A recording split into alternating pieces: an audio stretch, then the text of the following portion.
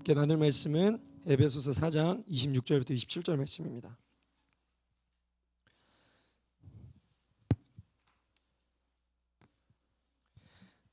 에베소서 4장 26절부터 27절 말씀, 우리 두 절밖에 안 되니까 우리 한 목소리로 함께 읽도록 하겠습니다. 함께 읽겠습니다. 시작. 화를 내더라도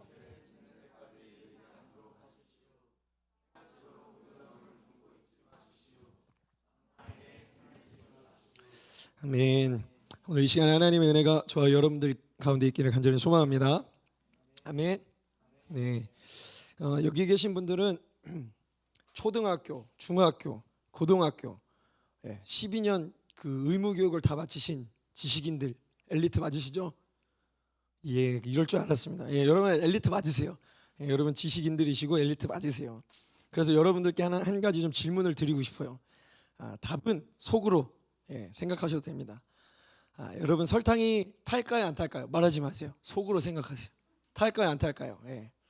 또 얼음이 휴지를 태울 수 있을까요? 태울 수 없을까요? 궁금하시죠? 그래서 제가 우리 의무교육하는 12년 동안 우리를 잘 도와줬던 EBS 선생님이 이제 알려주실 거예요. 그래서 잠깐 우리 영상 보고 계속 또 이야기하도록 하겠습니다. 여러분은 설탕이 타는 걸 본 적 있나요? 잘 모르겠다고요? 그럼 직접 각설탕에 성냥불로 불을 붙여보겠습니다. 어때요? 네, 타지는 않고 녹기만 하죠. 그렇다면 설탕에 불을 붙게 하는 좋은 방법이 없을까요? 담뱃재만 있으면 간단합니다. 이번에는 다른 각설탕에 담뱃재를 표면이 덮이도록 충분히 묻혀줍니다. 그런 다음 성냥으로 불을 붙여보겠습니다. 어때요? 설탕이 녹지 않고 타는 것을 볼 수 있죠? 담뱃재를 입힌 것뿐인데 참 신기하지 않나요? 이번엔 더 신기한 실험을 해보도록 하죠. 바로 얼음으로 종이를 태우는 실험입니다. 우선 불에 타지 않는 판을 준비합니다. 그런 다음 이 판 위에 잘게 썬 티슈를 가운데가 녹도록 쌓아놓습니다. 그리고 티슈 위에 과산화나트륨을 약수저로 3g 정도 놓고 그 위에 얼음 조각을 올려놓아 보겠습니다. 어떤 일이 생겼나요? 시간이 지나자 티슈에 불이 붙기 시작하죠. 단지 얼음을 올려놨을 뿐인데 불꽃이 일다니 정말 신기하지 않나요? 네, 여기까지 보겠습니다. 여러분 정말 신기하지 않나요? 예. 여러분 눈이 이렇게 초롱초롱 빛나는 거 제가 1년 만에 본 것 같습니다. 마치 과학 실험실 수업 시간 같았어요. 여러분 설탕이 타나요, 안 타나요? 예, 설탕이 타요. 근데 보통은 우리가 물이 100도씨에서 끓잖아요. 근데 설탕은 185도 정도가 돼야지 이제 그때부터 설탕이 녹기 시작한대요. 그리고 200도에 이 가열을 해야지 이제 설탕이 갈색을 띤 카라멜이 된다라고 과학 선생님이 이야기를 해주시더라고요. 근데 여러분 이 각설탕이 반응을 하기 위해서는 정말 고온의 온도가 필요한 거예요. 그리고 여러분 아까 보셨다시피 이 설탕이 어떻게 됐어요? 탔어요, 안 탔어요? 안 보셨어요? 다시 봐야 되나? 탔잖아요, 여러분. 탔어요. 설탕에 탔는데 왜 탔죠? 그 위에 뭘 뿌렸어요? 담뱃재를 뿌리니까 담뱃재를 통해서 이제 설탕이 타기 시작한 거예요. 또 얼음은 어때요? 여러분 얼음은 불이랑 우리가 상극이라고 생각하잖아요, 그렇죠? 얼음으로 불을 붙인다는 건 정말 우리가 생각해보지 못한 이야기입니다. 그런데 과산화나트륨 3g을 휴지 위에 올려놓고 얼음을 놓으니까 어떻게 돼요? 거기서 불이 붙는 거예요. 안 보셨어요? 왜 아무 반응을 안 하세요? 예, 그렇게 거기서 이제 불이 붙기 시작한 거예요. 참 이것을 보면서 저는 되게 놀랐어요. 아니 어떻게 저럴 수가 있을까? 어떻게 말도 안 되게 얼음을 갖고 휴지에 불을 붙일 수 있을까? 그런 충격을 제가 받게 되었습니다. 여러분 왜 이러한 일들이 일어났냐면 바로 이 담뱃재 또 이 과산화나트륨이라는 촉매제가 있기 때문에 설탕이 녹고 또 얼음을 통해서 휴지에 불이 붙는 그러한 반응을 보이게 된 것입니다. 마찬가지로 우리가 살아가면서 여기 여러분 앉아 계신 여러분들을 보면 모두 평범해 보여요. 그냥 정말 12년 의무교육 잘 마치고 대학 가고 직장 다니고 취업하고 그 어느 대한민국 청년과 다르지 않다고 다 그렇게 보여요. 그런데 우리 안에 숨겨진 악의 모습을 보이도록 하는, 그것에 반응하도록 하는 이 촉매자 같은 게 우리의 마음에 있다라는 거예요. 그게 뭐냐? 오늘 우리가 함께 나눌 주제인 바로 분노입니다. 분노가 마치 촉매자가 되어서 평범한 우리의 삶을 갑자기 죄의 열매들을 맺게 하는 거예요. 이 분노는 우리 안에 자리 잡고 있어서 끝없이 죄의 열매들을 맺게 하는 촉매제의 역할을 하게 됩니다. 그래서 여러분, 평범하게 살아가던 사람도 여기 안에 갑자기 분노가 일어나요. 그러면 이게 반응을 하면서 어때요? 막 얼굴이 막 찌그러지고 막 울그락불그락거리고, 누구는 막 짜증도 내고 누구는 막 신경질도 내는 이러한 반응들을 보이게 됩니다. 운전하는 분들은 아실 거예요, 그렇죠? 도로 위에 무겁자가 엄청 많다는 걸. 제가 지난주에 한 뉴스를 보는데 제주도에서 오토바이를 타고 가시던 분이 이제 가고 있었대요. 그래서 주행차로와 옆에 추월 차선 딱 두 차선이 있는데 이제 오토바이가 자기 차선을 타고 잘 가고 있었어요. 근데 뒤에 오던 한 차량이 앞에 오토바이가 너무 안 가니까 이제 추월을 하려고 한 거예요. 근데 추월은 보통 옆 차선을 옮겨서 추월을 하거든요. 근데 오토바이가 달리고 있는 그 차선, 동일한 차선으로 옆을 위협하면서 이제 지나가게 된 거예요. 그랬더니 이게 아차하면 넘어질 수 있는 큰 사고를 번질 수가 있어서 이 오토바이를 타고 가던 이분이 이제 딱 신호대기 했을 때 그 차 옆에 가가지고, 아니 운전을 그렇게 하시면 어떻게 하냐고, 사고 날 뻔하지 않았냐고. 그랬더니 갑자기 그 차주가 언성을 높이기 시작하는 거예요. 그러더니 오토바이 앞을 자기 차로 싹 가로막더니 이제 차에서 내려서 그때부터 무자비한 폭행이 시작한 거예요. 막 넘어뜨리고 주먹으로 때리고 막 발로 차고. 더 아찔한 상황은 뭐냐면 그 반대편에도 이제 차가 막 주행을 하고 있는데 반대편 차선으로 막 사람을 밀어버리는 거예요. 잘못하다가는 그 오토바이 타던 분은 반대편에서 오는 차에 치일 뻔하는 그런 영상을 보게 되었습니다. 여러분, 우리가 이뿐만 아니라 운전을 하다 보면 양보 안 했다고 막 싸워요. 막 경적 울렸다고 막 싸워요. 왜 너 이러면서 서로 보복 운전하고 위협 운전하는 일들을 우리가 뉴스를 통해서 많이 접하고 있습니다. 근데 도로뿐만 아니라 우리가 살아가는 일상생활 안에서도 이러한 분노를 참지 못해서 생기는 이러한 범죄들이 있다는 거예요. 여러분도 기억하실지 모르겠어요. 얼마나 됐는지 저도 잘 기억은 안 나지만 어떤 분이 이제 집에서 쉬고 있었어요. 쉬고 있는데 이제 그 고층 아파트 외벽 작업하는 분들이 그냥 작업하면 좀 심심하셨나 봐요. 그래서 노래를 틀고 작업을 하는데 이게 너무 시끄럽다라는 거예요. 그래서 그게 너무 화가 난 나머지 커터칼을 들고 나와서 그 고층 아파트 작업하는 그 생명줄을 커터칼로 딱 잘라버리는 거예요. 그래서 작업하던 이분께서 사망하셨다는 뉴스를 듣게 되었습니다. 그리고 또 어처구니 없는 뉴스도 하나가 있더라고요. 인터넷이 느려서 기사를 불렀어요. 그래서 수리기사를 불렀는데 이게 인터넷이 느려서 너무 화가 난 나머지 수리기사를 거기서 살해하는 그런 범죄도 있다는 뉴스를 제가 보게 되었습니다. 요즘 우리가 사는 사회는 분노의 극을 달리는 시대인 것 같아요. 그러다 보니까 분노를 참지 못하고 살해하고 무자비한 폭행을 일삼는 일들이 너무나 많이 일어나고 있습니다.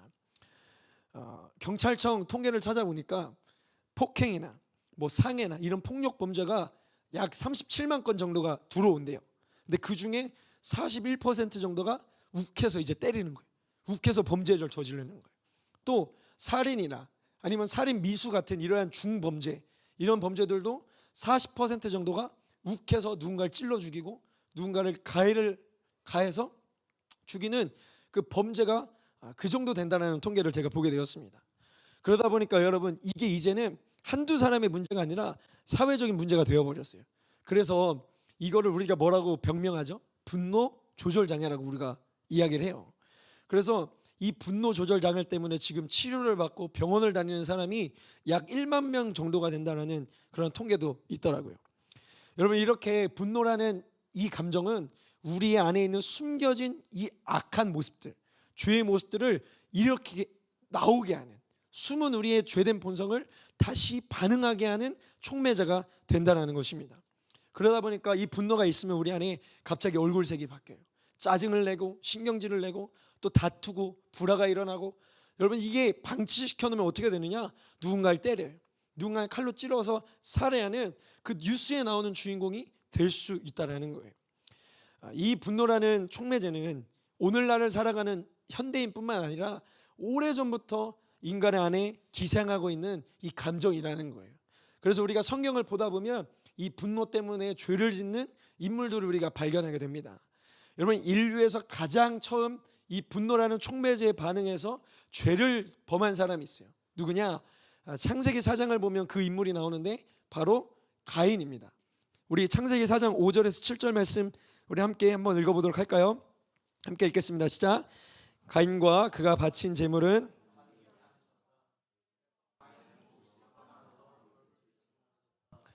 주님께서 가인에게 말씀하셨다. 어찌하여 내가 화를 내느냐? 얼굴빛이 달라지는 까닭이 무엇이냐? 내가 올바른 일을 하였다면 어찌하여 얼굴빛이 달라지느냐? 내가 올바르지 못한 일을 하였으니 죄가 너의 문에 도사리고 앉아서 너를 지배하려고 한다. 너는 그 죄를 잘 다스려야 한다. 여러분, 누구도 어떤 사람도 죄를 그냥 짓는 사람은 없어요. 이 안에 있는 분노를 다스리지 못해서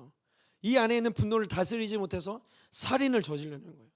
이 안에 분노를 다스리지 못해서 남을 죽이는 말이 우리의 입술에서 나오게 된다라는 거예요. 그래서 오늘 우리가 읽은 에베소서 본문에서 뭐라고 하느냐? 우리 한번 다시 에베소서 4장 26절 우리 함께 읽어보도록 하겠습니다. 함께 읽겠습니다. 시작. 화를 내더라도 죄를 짓는 데까지 이르지 않도록 하십시오. 해가 지도록 노여움을 품고 있지 마십시오.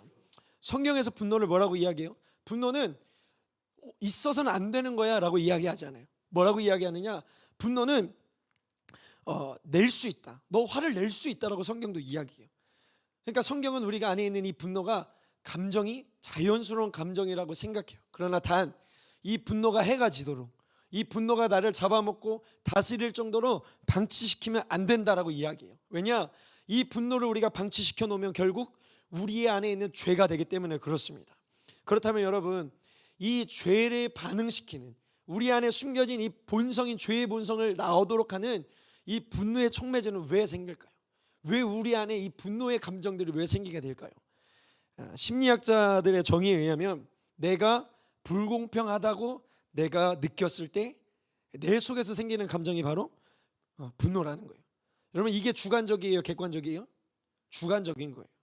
내가 생각하기에 내가 당한 처우가, 내가 당한 이 어떠한 행동이, 상황들이 내가 생각하기에 불공평하다고 생각한 거예요. 그래서 분노가 일어나는 거예요. 그렇기 때문에 분노는 자기 중심적인 죄가 그 뿌리 안에 있다는 거예요. 아까 이야기한 가인도 한번 보세요. 왜 동생을 죽였어요? 내가 하나님 앞에 드린 예배는 하나님이 받지 않으셨어요. 그런데 동생이 드린 예배는 하나님이 받으셔서 가인 자기 자신이 이건 불공평하다. 가인 자기 자신이 왜 내 건 받지 않으셨을까라는 그 악한 마음이 이 안에 일어나게 되었다는 거예요. 그래서 자기 중심적으로 그 분노를 표출해서 결국 동생을 살해하게 되었다는 거예요. 여러분, 사람들의 분노도 한번 보세요. 왜 사람들이 분노하나? 대부분 누군가로부터 모욕감을 느꼈을 때 분노해요. 또 대부분 내가 소원하고 기대하고 계획했던 일들이 착착착 진행되지 않을 때 이 안에 막 분노감이 일어나는 거예요. 심지어 여러분, 지금 이 시간 예배하는 시간도 여러분 마음에 분노가 일어날 수 있어요. 우리가 오랜 시간 예배를 드리다 보면 대충 예배가 언제 끝날지 알아요. 그렇죠? 이제 설교하다가 이제 말씀을 마치겠습니다 하면 이제 끝을 다 왔구나, 이제 마무리하는구나 싶어요. 그런데 여러분들이 생각한 그 시간만 안에 마치지가 않아요. 제가 막 10분을 더해요. 제가 5분을 막 설교를 더해요. 그러면 여러분 마음에 진짜 말 맞네 이러면서, 왜 웃으시죠? 동의하는 웃음 같은데, 그러한 막 분노가 여러분 안에도 생길 수가 있다라는 거예요. 여러분, 이 분노는 세상 사람뿐만 아니라 교회 안에 있는 우리들 또한 이 분노의 감정을 가지고 있다라는 거예요. 여기 우리 중에 화가 없는 사람이 있을까요, 없을까요? 저는 없다고 생각합니다. 예전에 마가의 다락방에서 이제 외국의 유명한 강사분을 초청해서 이제 집회를 했던 적이 있어요. 근데 그때 진짜 사람 너무 많이 왔어요. 전국에서 또 외국에서 들어오시는 분들도 많이 오셔가지고 발 디딜 틈이 없을 정도로 그렇게 많은 분들이 오셨던 적이 있습니다.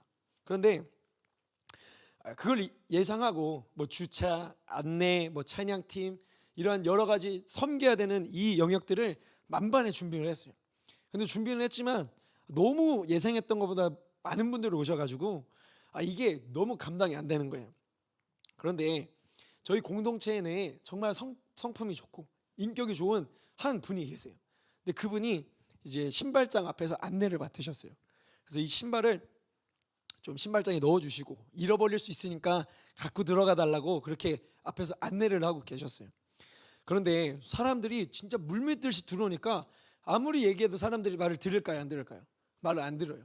그리고 또 자기 앉을 자리가 없을까 봐 빨리 신발 그냥 여기 벗어두고 신발이고 뭐고 상관없이 빨리 들어가서 이제 자리를 앉으려고 막 들어가는 일들이 그 신발장 그 좁은 공간에서 이루어지게 되었어요. 막 여기저기 막 소리 막 지르고 여기저기 막 밀치고 여기는 진짜 아비규환이 이럴 데가 없었어요. 그래서 이분이 정말 성품이 좋고 정말 착하고 누구나 엄지를 탁 세울 만한 그 인품을 갖고 있던 분이 뭐라고 했냐면 나보고 어쩌란 말이야 그렇게 소리를 질렀어요. 아무리 얘기해도 말을 듣지 않으니까 참다 안 돼서 그렇게 소리를 질렀다는 이야기를 듣고 제가 너무 위로를 받았어요. 아, 그분도 그렇구나. 아, 그렇게 인품이 좋고 아, 그렇게 성격이 좋은 분이 아, 그렇게 화도 내는구나. 위로를 받았습니다. 여러분 얼굴을 보니까 여러분도 위로를 받으시는 것 같네요. 예, 어쨌든 화가 나는 없다, 나는 분노가 없다라고 말하는 사람은 저는 거짓말한다고 생각해요. 이 분노라는 촉매제는 언제든지 내 기질과 만나고 내 상황과 만나고 어떤 특정한 인물과 만나면 반드시 반응하게 되어 있다라는 거예요. 그래서 많은 사람들이 막 갑자기 분노를 저지르면서 후회하잖아요. 내가 왜 화를 냈을까? 내가 왜 이 폭언을 했을까? 내가 왜 손찌검을 했을까라면서 후회를 해요. 또 여러분 분노해서 내뱉은 그 말 한마디 때문에 돌이킬 수 없는 인생의 그 길을 건너가게 되는 경우도 있다는 거예요. 근데 여러분 이 분노라는 촉매제가 외형적으로 나타나는 범죄들, 뭔가 사람들 마음을 아프게 하는 이런 것도 있지만 가장 큰 문제는 무엇이냐? 우리 안에 분노가 자리 잡고 있으면 절대로 하나님의 뜻을 따라 살아갈 수가 없게 된다는 거예요. 왜냐? 분노의 불은 어디에서 오냐? 지옥에서부터 오는 불이에요. 그래서 이 불이 내 입에서 이제 나가게 되면 안 되는 거예요.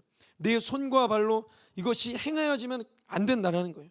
결국 그 불은 우리의 영혼, 우리의 삶을 사르는 여러분 무시무시한 불이 되기 때문에 우리 안에 분노의 불은 결코 머물게 해서는 안 된다는 것입니다. 그래서 오늘 27절에서 뭐라고 그래요? 너희들의 해가 지도록 분을 품지 말라는데 그 이유가 뭐라고 27절에 나오고 있습니다. 우리 27절 한번 읽어볼까요? 함께 읽겠습니다. 시작. 악마에게 왜 분을 품지 말라고 하냐? 이 분노가 악마에게, 마귀에게 틈이 되어 우리의 영혼을 들어오는 통로가 되기 때문에 그렇다는 거예요. 여러분 이 틈을 들어오면 우리의 심령은 이 분노 때문에 악한 영에게 우리가 붙들릴 수밖에 없어요.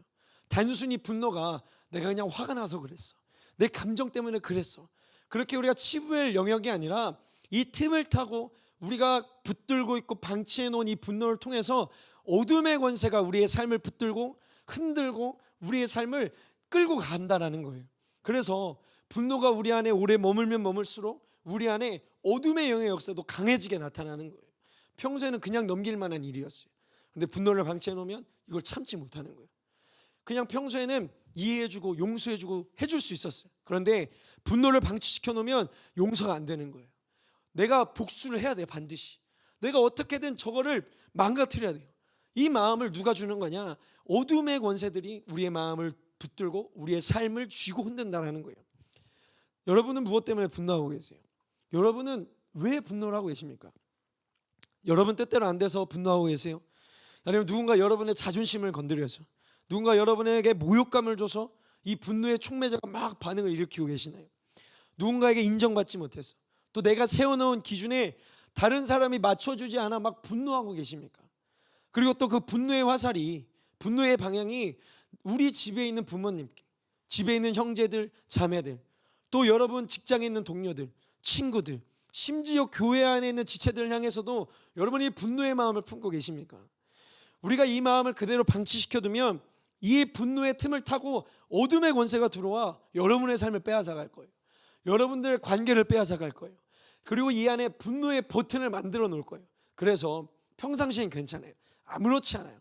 정말 나이스하고 멋있고 정말 아름다운 삶을 살아가다가 특정한 상황에, 특정한 기질과 특정한 감정과 또 특정한 인물 앞에서 이 버튼을 누른단 말이에요. 그러면 끊임없이 똑같은 상황에서 넘어지고 또 화내고 또 자책하고 내가 왜 그랬을까? 내가 왜 왔을까?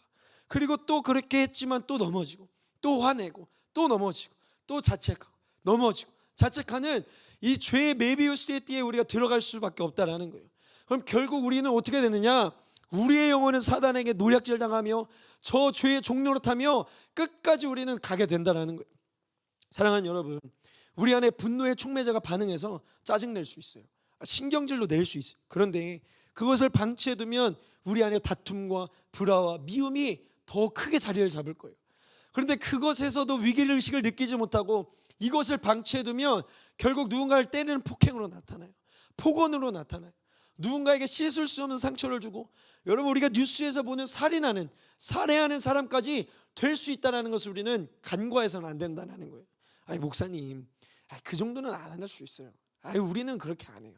근데 여러분 이것을 방치해두면, 그냥 성경도 이야기하잖아요. 해가 질 때까지 품지 마라. 이것을 붙들고 있지 말라라고 성경에서 이야기하잖아요. 그렇기 때문에 여러분, 한 사람도 방치하고 방심하면 예외인 사람은 없다라는 것입니다. 그렇다면 여러분, 이 우리 안에 있는 분노는 어떻게 처리하고 어떻게 우리의 마음을 지킬 수 있을까?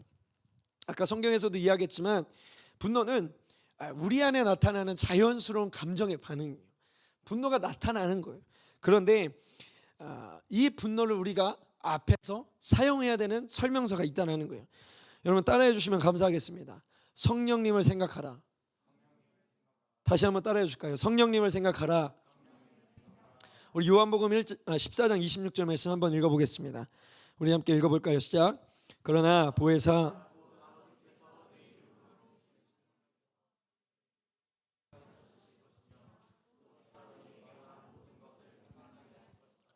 여러분, 이것이 가장 원론적인 이야기 같고 늘 들었던 단순한 이야기 같지만 이 이야기가 정말 중요한 말씀이라는 거예요. 우리가 분노를 표출하고 날카로운 칼과 같은 이 말을 우리가 먼저 툭 튀어나오기 전에 하나님을 생각하는 거예요. 성령님을 생각하는 거예요. 그러면 우리 안에 누군가의 상처 주는 말들, 확 저지르고 싶은 말들, 짜증내고 신경질 내고 사람을 막 상처 주는 그러한 행동을 우리가 하지 않을 수 있다는 거예요.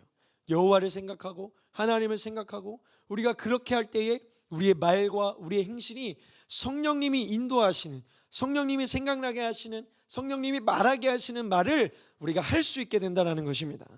여러분 다윗을 생각해 보세요. 다윗은 그 인생을 보면 참 억울하고도 분노가 가득 찬 그 인생이라는 거예요. 다윗은 잘못한 거 없었어요. 그런데 사울에게 살해 협박당하면서 도망다니는 도망자 신세가 되어버렸어요. 그리고 또 말년에 가서는 어때요? 자기가 잘 키우는 아들이 자기 죽이려고 왕권을 빼앗기 위해서 아버지 죽이겠다고 쫓아오는 아들을 도망다녀야 됐어요. 그리고 또 이것뿐만 아니라 어려운 사람들을 도와줘요. 그러면 보통 내가 어려울 때 누군가 도와주면 여러분은 선으로 갚잖아요. 그런데 다윗에게 도움을 받았던 사람은 악으로 갚는 거예요. 선을 악으로 갚고 다윗을 못살게 구는 일들이 성경에 기록되어 있습니다. 여러분 우리가 이것 중에 하나만이라도 우리가 우리의 삶에 있다면 정신 못 차릴 거예요. 왜 나에게 이러냐고, 왜 나한테 이러냐고. 우리는 막 화병 걸려서 죽을 수밖에 없었을 거예요. 그런데 다윗 안에 이 분노라는 이 감정이 들었을 때 다윗이 이 분노를 어떻게 사용하느냐? 다윗은 하나님을 생각하면서 하나님께 자신의 마음을 솔직하게 털어놓기 시작하는 거예요. 그래서 다윗이 쓴 시편들을 보면 솔직하게 이야기하고 있어요. 놀라울 정도로.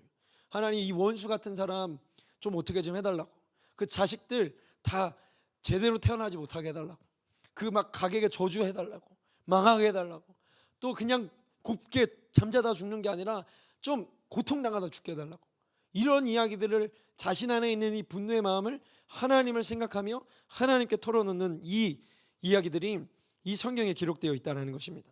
그렇게 자신의 이 분노를 하나님 앞에 드리고 하나님을 생각했을 때 분노의 결론이 어떻게 되느냐? 다윗은 하나님을 찬양하기 시작했어요. 그럼에도 불구하고 하나님을 찬양하는 거예요.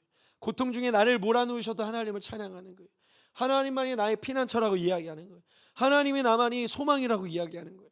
다윗은 이 분노를 어떻게 사용했느냐? 하나님을 찬양하는 그 도구로 사용했다라는 것입니다. 사랑하는 여러분, 우리가 인생을 살아가면서 분노가 있고 또 좌절이 있고 또 우리 안에 끊임없이 나타나는 이 본능적인 분노가 우리 안에 자리 잡고 있다는 거예요. 그런데 여러분, 우리가 이 분노 앞에서 죄를 반응하고 신경질 내고 다투고 불화하는 게 아니라 우리 안에 이 분노를 통하여 하나님을 생각하는 거예요. 이 분노를 통하여 하나님을 찬양한다면 여러분, 이 분노는 우리에게 저주가 아니라 오히려 하나님을 바라볼 수 있는 은혜의 통로가 될 수 있다는 거예요. 사랑하는 여러분, 우리가 한번 이 분노 앞에서 새로운 패러다임을 한번 만들어 봤으면 좋겠습니다. 세상 사람들은 분노하면, 화가 나면 그냥 저질러 버려요. 내가 50을 받았으면 50 돌려주는 거예요. 내가 100을 받았으면 100을 돌려줘야 속이 시원하게 되는 것들이 이 세상의 이치라는 거예요. 그렇기 때문에 이 세상 사람들은 분노 앞에서 분을 내면서 죄의 열매들을 주렁주렁 맺어가고 있다는 거예요. 그런데 우리는 이제 이 분노 앞에서 분노를 새롭게 한번 우리 사용해 보자고요. 이 분노가 우리 안에 일어날 때 잠잠히 하나님을 생각해 보는 거예요.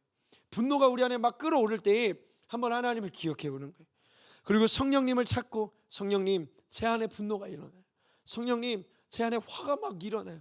나 무슨 말을 해야 될까요? 내가 어떻게 해야 될까요? 성령님의 도우심을 구하며 우리가 나아가면 결국 하나님을 찬양하는 그 결론까지 우리가 도달할 수 있게 된다는 거예요. 사랑하는 여러분, 우리 이 분노를 사용하는 새로운 패러다임을 만드는 저와 여러분 되기를 소망합니다. 여러분, 이 분노는 내가 수양을 하고 훈련을 한다고 해서 없어지는 감정이 아니에요. 이 분노는 우리가 하나님 앞에 가는 그 순간까지 우리 안에 자리 잡고 있을 수도 있어요. 그런데 중요한 건 이것을 우리가 어떻게 다스리느냐, 어떻게 우리가 사용하느냐에 따라 이 분노가 나의 삶의 저주가 될 수도 있고 오히려 바뀔 수도 있다는 거예요. 사랑하는 여러분, 우리 모두 이 분노라는 촉매질을 인하여서 우리의 삶에 죄의 열매들을 맺는 것이 아니라 관계가 틀어지고 누군가에게 상처를 주고 누군가의 아픔을 주고 그러면서 죄의 종로로 타는 우리가 아니라 이 분노를 통하여 내 안에 분노가 일어날 때 나는 그렇게 반응하는 거예요. 하나님을 생각하는 거예요.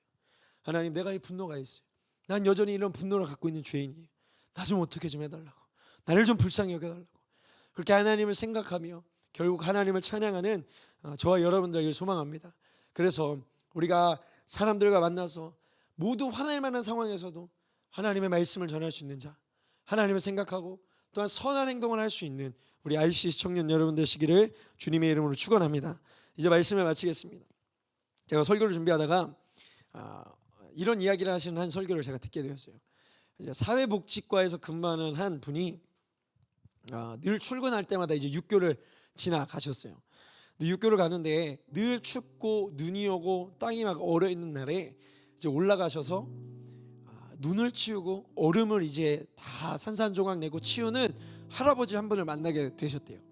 그래서 왜 도대체 환경 정리하시는 분도 아니고 육교 관리하시는 분도 아닌데 왜 이렇게 늘 눈이 올 때마다 땅이 얼어 있을 때마다 왜 이렇게 하실까 궁금해서 이제 물어보셨대요. 할아버지, 왜 할아버지는 눈이 올 때마다 이 얼음이 올 때마다 와서 왜 이렇게 청소하고 계세요? 라고 물어보셨대요. 그랬더니 할아버지가 한 이야기를 해주시는데, 내 아들이 3년 전에 이 눈 오는 날 이 빙판인 육교를 걸어가다가 넘어져서 지금 3년째 병원에 누워있다라는 거예요. 아무것도 하지 못하고 아무 일도 하지 못하고 3년째 의식 없이 누워있는 자기 아들이 있다라는 거예요. 그런데 나는 그 아들을 생각하면 화가 치밀어 오는데 왜 그 육교를 올라가서, 왜 그 육교에 눈이 치워지지 않았어, 왜 그 육교에 얼음이 얼어서 하필 그 얼음을 밟고 미끄러져서 왜 다쳤을까? 그런 분노가 늘 이 안에 있으셨대요. 그런데 이 마음을 바꿔서 내가 가서 눈을 치워야겠다, 내가 가서 얼음을 산산조각 내서 내 아들과 같은 사람을 다시는 이 악의 고리를 순환을 끊어야겠다, 그 마음이 들어서 눈이 올 때마다 얼음이 올 때마다 그 육교에 올라가서 그렇게 눈을 치우셨다고 합니다. 사랑하는 여러분, 분노는 또 다른 분노를 낳게 되어 있어요. 만약 이 할아버지가 그저 이 마음의 분노를 품고 있고 이 분노를 누군가에게 표출하는 거예요. 누군가가 또 이 분노를 전달해 주는 거예요. 그럼 또 그 분노를 받은 사람은 또 다른 분노를 낳게 되어 있는 거예요. 분노는 전염성이 강해요. 분노는 또 다른 분노를 낳게 되어 있다는 거예요. 그런데 여러분, 우리가 이 분노를 통해서 하나님을 바라보고 성령님의 인도하심을 받는 우리가 그 삶을 살아간다 보면 여러분, 우리 안에 있는 분노 하나님이 다스려 주실 거예요. 우리 안에 있는 이 상처 주님이 만져주실 거예요. 우리 안에 있는 이 쓴뿌리들 하나님이 다 뽑아주실 거예요. 여러분, 우리의 이 모든 마음들, 화나는 마음들, 분노의 마음들, 우리 모두 주님께 맡기는 저와 여러분들 되기를 소망합니다. 여러분, 우리들은 스스로 이 분노를 이길 힘이 없어요. 우린 연약한 존재들이에요. 그래서 우리는 이 분노 앞에서 하나님을 생각하고 간구해야 된다는 거예요. 하나님, 나 좀 어떻게 좀 해달라고. 하나님, 나 아시죠? 나 연약한 자인 거 주님 아시죠? 그렇게 우리가 이 분노를 기도할 때에 우리의 분노가 기도로 바뀌어요. 우리의 혈기가 간구로 바뀌게 되는 거예요. 결국 이 분노가 걸림돌이 아니라 디딤돌이 되어 하나님을 더 가까이 할 수 있는 그 디딤돌이 될 수 있다는 거예요. 그래서 우리 IC 청년 여러분, 오늘 이 시간 우리 안에 있는 분노와 싸우기를 선포하기를 원합니다. 그래서 이제 우리는 본능에 따라 살아가는 것이 아니라 분노를 다스리는 삶을 살아 성령님이 말하게 하시고 성령님이 생각나게 하시는 행동을 우리가 하며 하나님을 찬양하는 그 놀라운 삶의 주인공이 되시는 저와 여러분들 되기를 주님의 이름으로 축원합니다. 우리 이 시간 함께 찬양하며 우리 기도하길 원하는데요, 우리 이 시간 찬양할 때 우리 보소서 주님 함께 찬양하길 원합니다. 여러분, 이 가사와 같이 우리의 마음에 선한 것 하나 없어요. 그런데 오늘 주님 마음 내게 달라고, 오늘 주님 성령 임하셔서 나를 좀 새롭게 해달라고 우리 이 마음 갖고 기도하고, 또 여러분 우리가 한 15분 20분 더 우리 기도할 거예요. 여러분 중간에 가지 마시고 우리 끝까지 기도했으면 좋겠습니다. 우리의 기도를 통하여 이 시간 하나님을 더 가까이 하고 우리 안에 있는 모든 견고한 죄진들이 오늘 다 하나님 앞에서 해결되어지는 은혜가 저와 여러분들 가운데 있기를 소망합니다. 우리 이 시간 함께 찬양하며 우리 기도하도록 하겠습니다.